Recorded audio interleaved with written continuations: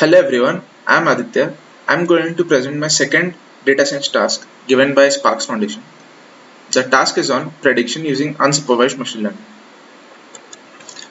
In this task, I am supposed to predict the optimum number of clusters and represent it visually from the given iris dataset. I have first imported the basic libraries such as pandas, numpy, matplotlib and seaborn.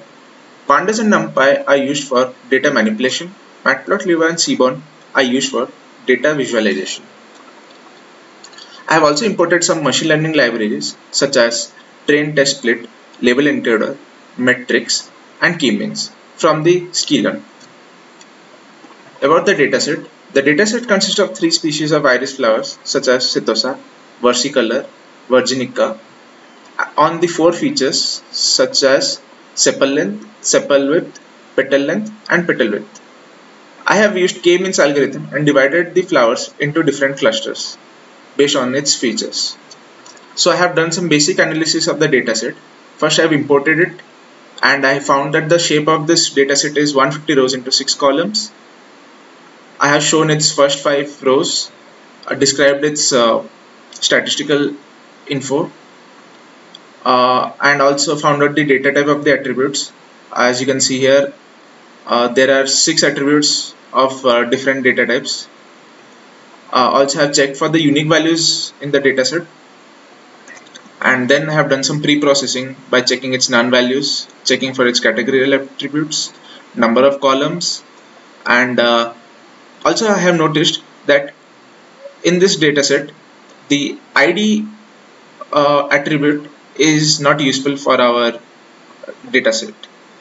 So in this task I have removed the ID attribute here, and after removing, I have done some exploratory data analysis by plotting the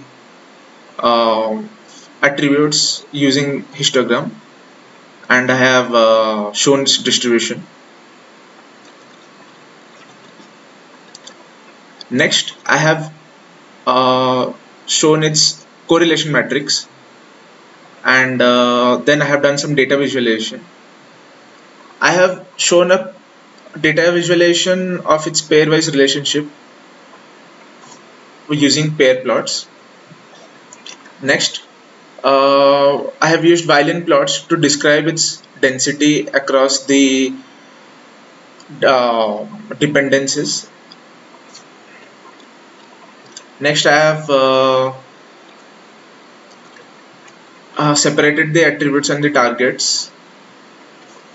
Then I have found out the right amount of clusters, and using this elbow method, I found out that there is a steep slope from 3 to 9, which suggests that the attributes, the clusters are 3.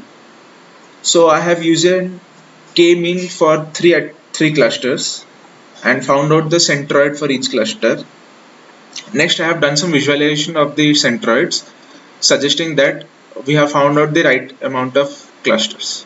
Thanks for watching.